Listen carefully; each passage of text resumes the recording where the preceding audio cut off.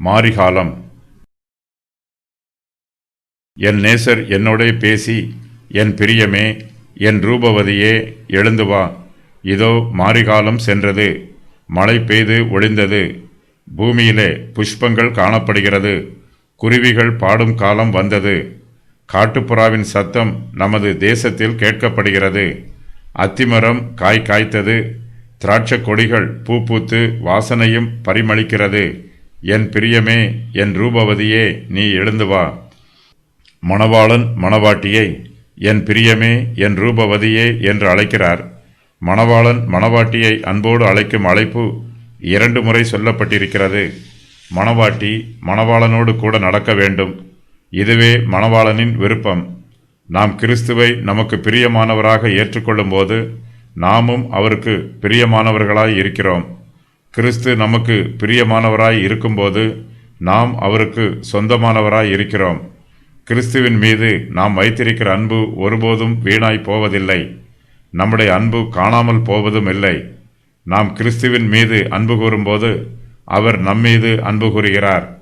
கிறிஸ்துவானவர் தம்முடைய மணவாட்டியை பார்த்து, என் பிரியமே, என் ரூபவதியே, எழுந்து வா என்று அழைக்கிறார்.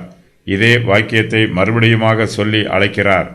மணவாட்டி தன்னிடத்தில் திரும்பி வர வேண்டும் என்பதற்கான காரணத்தையும் மணவாளன் சொல்லுகிறார். வசந்த காலம் வந்திருக்கிறது. வசந்தத்தின் சந்தோஷம் அவர்களுடைய இருதயத்தில் நிரம்பி இருக்கிறது. மாரிகாலம் முடிந்துவிட்டது. மழை பெய்து ஒளிந்து விட்டது. வசந்த காலம் வந்திருக்கிறது. வசந்தத்தின் இனிமையை அனுபவிப்பதற்காக மணவாட்டியை எழுந்து வருமாறு மணவாளன் அழைக்கிறார். மாரிகாலம் என்பது இருளான காலம், குளிர் மிகுந்த காலம். குளிர்காலத்தில் எல்லாம் பட்டுப்போகும். அதிகமான குளிரை நம்மால் தாங்கிக் கொள்ள முடியாது. குளிர்காலத்திற்கு பின்புதான் வசந்த காலம் வரும்.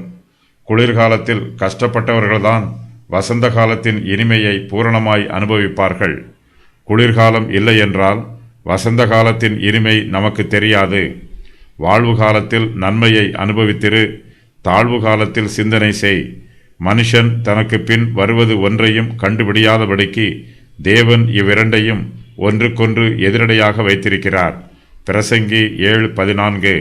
மழை பெய்து ஒளிந்தது. இது குளிர்காலத்து மழை. இது புயற்காற்றோடு வரும். சீதோஷ்ணம் மிகவும் குளிர்ச்சியாக இருக்கும். அப்படிப்பட்ட மழைக்காலம் முடிந்துவிட்டது. இப்போது வசந்த காலம் ஆரம்பமாயிருக்கிறது. பூமியிலே புஷ்பங்கள் காணப்படுகிறது. பயிர்கள் எல்லாம் பசுமையாயிருக்கிறது. பசும் புல்லின் மீது பனித்துளிகள் பெய்திருக்கிறது. மாரிகாலம் முழுவதிலும் செடிகள் பட்டுப்போய் இருந்தன. அவை மரித்து போனது போன்று இருந்தன. அவற்றின் வேர்களும் கிழங்குகளும் பூமிக்கடியில் புதைந்து கிடந்தன. அவை இருப்பதற்கான அடையாளம் கூட வெளியே தெரியவில்லை. வசந்த காலத்திலோ அவை மறுபடியும் முளைத்து எழும்புகின்றன. பூமியிலே மறுபடியும் புஷ்பங்கள் காணப்படுகிறது. அவை பார்ப்பதற்கு அழகாயிருக்கிறது. மனதிற்கு ரம்மியமாக இருக்கிறது. குருவிகள் பாடும் காலம் வந்தது. இவையெல்லாம் சிறிய பறவைகள். குளிர்காலத்தின் குளிரை தாங்க முடியாமல் இந்த குருவிகள் எங்கேயோ ஒளிந்து ஓய்வு எடுத்துக்கொண்டிருந்தது. குளிர் அதிகமாக இருந்ததினால் குருவிகளால் தங்கள் வாயை திறக்க முடியவில்லை, பாட முடியவில்லை. இப்போதோ வசந்த காலம் வந்திருக்கிறது. மாரிகாலம் சென்றது. மழை பெய்து ஒளிந்தது. வசந்த காலத்தின் இனிமையில் குருவிகள் மாரிகாலத்தின் குளிரை மறந்து இப்போது சந்தோஷமாய் பாடுகிறது. குருவிகளும் தங்களுடைய சிருஷ்டிகரை நன்றியோடு துதிக்கிறது. அவர் மிருக ஜீவன்களுக்கும் கூப்பிடுகிற காக்கை குஞ்சுகளுக்கும் ஆகாரம் கொடுக்கிறார். சங்கீதம் 147:9. அவைகளின் ஓரமாய் ஆகாயத்து பறவைகள் சஞ்சரித்து கிளைகள் மேல் இருந்து பாடும். சங்கீதம் 104:12. ஆகாயத்தில் உள்ள நாரை முதலாய் தன் வேலையை அறியும். காட்டுப்புறாவும் கொக்கும் தகைவலான் குருவியும் தாங்கள் வரத்தக்க காலத்தை அறியும். எரேமியா 8:7. சாதாரண குருவிகளுக்கு கூட வசந்த காலம் வருவது தெரிகிறது. தாங்கள் பாடும் காலத்தை அவை அறிந்திருக்கிறது. மனு புத்திரராகிய நாமோ காலத்தை அறியாதவர்களாய் இருக்கிறோம். கர்த்தரை துதித்து பாட வேண்டிய காலத்தில் பாடாமல் மௌனமாய் இருக்கிறோம். பாடும் காலம் குருவிகளுக்கு தெரிவது போல காட்டுப்புறாக்களுக்கும் தெரிகிறது. வசந்த காலத்தில் காட்டுப்புறாவின் சத்தம் தேசத்தில் கேட்கப்படுகிறது. அத்திமரம் காய் காய்த்தது. கோடைகால் அத்திமரம் காய் காய்க்கும். அத்திமரம் காய் காய்க்கும்போது கோடைகாலம் வரப்போகிறது என்பதை நாம் அறிந்து கொள்ளலாம். தேவனுடைய ஜனங்களுக்கு பழைய ஏற்பாட்டு காலம் மாரிகாலத்தைப் போல குளிர்காலமாகவும் மழை பெய்கிற காலமாகவும் இருந்தது. கிறிஸ்துவின் வருகையோ அவருடைய ஜனங்களுக்கு வசந்த காலமாய் இருக்கிறது. கிறிஸ்துவின் சுவிசேஷம் மாரிகாலத்தின் குளிரை நீக்கி போடுகிறது. நமது ஆத்மாவிற்குள் அக்கினி தழலை அனுப்பி அனல் மூட்டுகிறது. கிறிஸ்துவின் சுவிசேஷம் நமக்குள் வரும்போது இதுவரையிலும் கனி கொடாதிருந்த நம்முடைய ஜீவியம் இப்போது கனி கொடுக்க ஆரம்பிக்கிறது. இதுவரையிலும் புஷ்பங்கள் இல்லாமல் அழகில்லாமல் இருந்த நம்முடைய ஜீவியம் இப்போது புஷ்பங்களோடு அழகாக இருக்கிறது. மரித்து போயிருந்த நம்முடைய ஜீவியம் இப்போது மறுபடியும் உயிர் பெற்று இருக்கிறது. கிறிஸ்து எங்கே இருக்கிறாரோ அங்கே ஜீவன் இருக்கும்.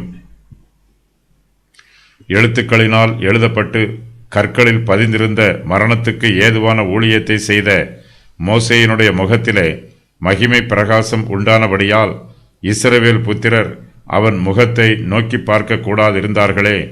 ஒளிந்து போகிற மகிமையை உடைய அந்த ஊழியம் அப்படிப்பட்ட மகிமை உள்ளதாய் இருந்தால் ஆவிக்குரிய ஊழியம் எவ்வளவு அதிக மகிமை உள்ளதாய் இருக்கும். 2 கொரிந்தியர் 3:7-8. வசந்த காலம் சந்தோஷமான காலம். இது ஆனந்தமான காலம். சுவிசேஷ காலமும் வசந்த காலத்தைப் போலவே இன்பமான காலம். சத்துரு கிறிஸ்துவின் சபையை துன்புறுத்துகிறான். விசுவாசிகளுக்கு பாடுகளையும் வேதனைகளையும் கொடுக்கிறான். சாத்தானுடைய ஆளுகையின் காலம் மாரிகாலம் போல இருக்கிறது. மாரிகாலத்திற்கு பின்பு வசந்த காலம் வருவது போல சத்ருவினுடைய சோதனையை தொடர்ந்து கிறிஸ்துவில் நமக்கு ஜெயம் கிடைக்கும். நம்முடைய துக்கம் சந்தோஷமாய் மாறும். நம்முடைய கவலைகள் கண்ணீர்கள் எல்லாம் நம்மை விட்டு நீங்கும். நம்முடைய துன்பங்களும் வேதனைகளும் வருத்தங்களும் நம்மை விட்டு நீங்கி போன பின்பு நம்முடைய பாடல் காட்டுப்புறாவின் சத்தத்தைப் போல நம்முடைய தேசத்தில் கேட்கப்பட வேண்டும். கிறிஸ்துவின் சுவிசேஷம் சந்தோஷமான சத்தம். இதை நாம் திரும்ப திரும்ப கேட்கலாம். கிறிஸ்துவின் பிரமாணத்தில் அடிமைத்தனம் இல்லை. சந்தோஷமான சுவிசேஷத்தை பாடுவதற்கு என் பிரியமே, என் ரூபவதியே, நீ எழுந்து வா என்று மணவாளன் தம்முடைய மணவாட்டியை அழைக்கிறார்.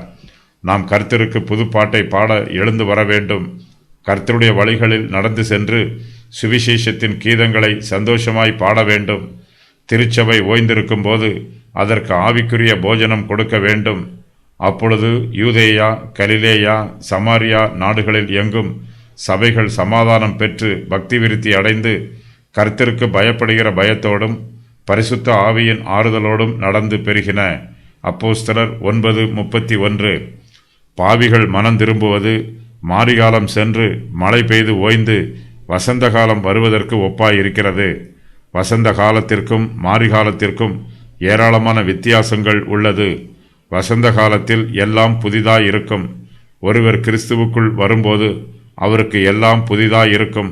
பழையவை எல்லாம் ஒளிந்து போகும். ரட்சிக்கப்படுகிறவர் மறுபடியும் பிறந்த அனுபவத்தை பெற்றுக்கொள்கிறார். ரட்சிக்கப்படுவதற்கு முன்பாக ஒருவருடைய ஆத்மா மாரிகாலத்தைப் போல கடினமாக இருக்கும். அதிக குளிராக இருக்கும். பனியில் உறைந்து போய் இருக்கும். பிரயோஜனமற்றதாக இருக்கும். குளிர்காலத்து பூமியைப் போல அதில் ஒன்றும் முளைத்து எழும்பாது. அவர் ரட்சிக்கப்பட்ட பின்போ அவருடைய ஆத்மா வசந்த காலம் போல கனி கொடுக்கும். பூமியில் புல் முளைத்து பசுமையாய் இருப்பது போல அவருடைய ஆத்மாவும் பசுமையாய் இருக்கும். ரட்சிக்கப்பட்டவர் தன் ஜீவியத்தில் ஆவியின் கனிகளை கொடுப்பார். ஆத்மாவில் மாற்றம் உண்டாவதற்கு நீதியின் சூரியனாகிய தேவனே காரணராக இருக்கிறார். அவரால் மாத்திரமே மனுஷருடைய ஆத்மாவிற்குள் மாற்றத்தை உண்டு பண்ண முடியும். தேவனுடைய அனுகிரகம் இல்லாமல் நம்முடைய சுய முயற்சியினால் நமக்குள் ஒரு மாற்றமும் உண்டாகாது. ஒருவர் சந்தேகத்திலும் பயத்திலும் இருக்கும்போது அவர் மாரிகாலத்தில் இருக்கிற பூமியைப் போல இருக்கிறார். மாரிகாலத்தில் சூரிய வெளிச்சம் அதிக நேரம் இருக்காது. மேகமும் மப்பும் மந்தாரமும் இருளும் அதிக நேரம் இருக்கும். அதுபோலவே அவிசுவாசியின் இருதயத்தில் பயமும் கவலைகளும் நெருக்கங்களும் வேதனைகளும் அதிகமாயிருக்கும். நாம் இப்போது மாரிகாலத்தில் இருந்தாலும் நமக்கு வசந்த காலம் நியமிக்கப்பட்டிருக்கிறது. தேவன் நியமித்திருக்கிற வசந்த காலம் நம்முடைய ஜீவியத்தில் சீக்கிரமாய் வரப்போகிறது. அப்போது நாம் இழந்து போன சந்தோஷத்தை திரும்ப பெற்றுக்கொள்வோம். நம்மை விட்டு விலகி போன ஆறுதல் நமக்கு திரும்ப கிடைக்கும். வசந்த காலத்தில் குருவிகள் மறுபடியும் பாடும், காட்டுப்புறாவின் சத்தம் மறுபடியும் கேட்கப்படும், பூமியிலே புஷ்பங்கள் காணப்படும், அத்திமரத்தில் காய் காய்க்கும், திராட்சை கொடிகள் பூ பூக்கும், அதன் வாசனை பரிமளமாயிருக்கும். வசந்த காலத்தில்தான் இந்த மேன்மையான ஆசீர்வாதங்களை நாம் காண முடியும். நாம் கிறிஸ்துவின் சமூகத்தில் வரும் காலமே நமக்கு வசந்த காலம். கிறிஸ்துவை விட்டு நாம் விலகி ஜீவிக்கிற காலம் நம்முடைய மாரிகாலம். கர்த்தர் தம்முடைய வசந்த காலத்திற்கு வருமாறு நம்மை அழைக்கிறார். என் பிரியமே, என் ரூபவதியே, நீ எழுந்து வா என்று நம்மை அன்போடு அழைக்கிறார். நாம் கர்த்தருடைய அழைப்பை ஏற்று கர்த்தரிடத்தில் எழும்பி போக வேண்டும்.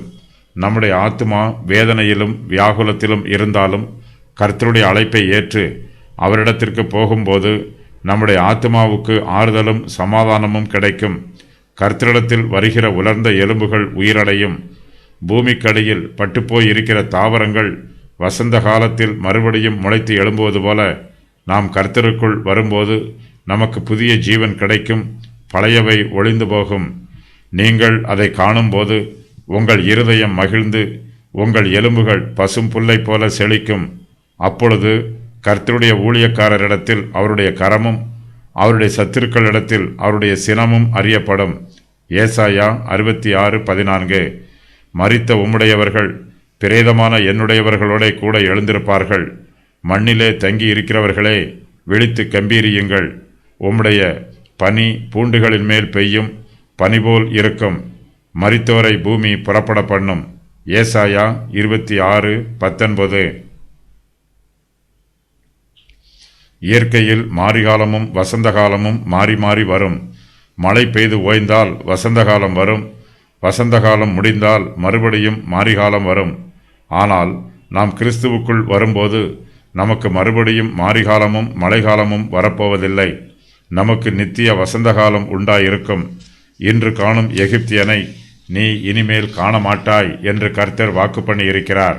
நாம் இப்போது அனுபவிக்கிற மாரிகாலத்தையும் மழைக்காலத்தையும் இனிமேல் அனுபவிக்க மாட்டோம். தேவனுடைய வசந்த காலத்தில் பிரவேசித்திருக்கிற நாம் நித்திய காலமாய் வசந்தத்தில் தங்கி இருப்போம். தேவனுடைய வசந்த காலம் நித்திய வசந்த காலமாய் இருக்கிறது.